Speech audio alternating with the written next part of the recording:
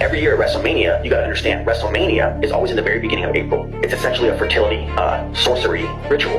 And the guy who owns the WWE, Vince, openly ridicules and mocks Christianity. And basically is very, very pagan. And his shows, okay, there's a Monday night show called Raw. Okay, Raw, like the sun god Raw, but it's spelled R-A-W, like raw chicken. But it's red, and it's called Raw, and it's red. Yeah, SmackDown, and it's a blue show. So he has this red and blue polarity every single week, you know. And then at the end of the year, well, it's at the end of the wrestling season, you get WrestleMania, but the wrestling year ends in April. So basically, he's celebrating a pagan new year with his mania of sports. And here's the thing. There's a guy named The Undertaker. Okay, The Undertaker has now had 25 matches in a row at WrestleMania. I think he's the one professional wrestler in history who has appeared in the most WrestleMania matches overall. And not only that, he went 21 years undefeated right out of the gate. So he went 21-0. And then when WrestleMania 30 came around, he was going up against a guy named Brock Lesnar. Now Brock Lesnar is known as, in wrestling, as the Beast Incarnate. Okay? And we're at WrestleMania 30. Okay, so it's a 10, and it's a ritual thing. So Undertaker, the dead man, Death, faces off against the Beast Incarnate. Okay? And the Beast defeats Death.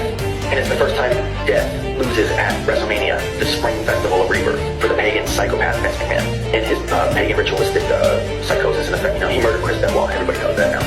And a whole bunch of he murdered the Ultimate Warrior, a lot of people say. And those are of course speculations, but it's pretty much well known. He does this thing, and the Beast is the first one that can ever conquer death. So we know how he feels. He feels like the Beast incarnate, Satan, the Antichrist, I guess, is the only one who can defy death. That's what Vince McMahon says at WrestleMania 30 by breaking the Undertaker's 21 years of being undefeated at the Super Bowl of wrestling, essentially, or the World Cup of wrestling, essentially. And then a couple years pass. He's 21-1. He goes to 22-1. He goes to 23-1. And then at WrestleMania 33, okay, 33 in Orlando, in Orange County.